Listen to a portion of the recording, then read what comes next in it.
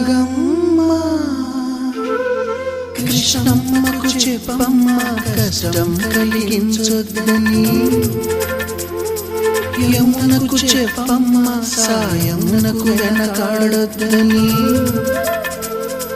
గోదారికి కావేరికి ఏటికి సెలయేటికి కురిసేటి జడివానకి దూకే జలపాతానికి నీతో పుట్టులందరికీ చెప్పమ్మ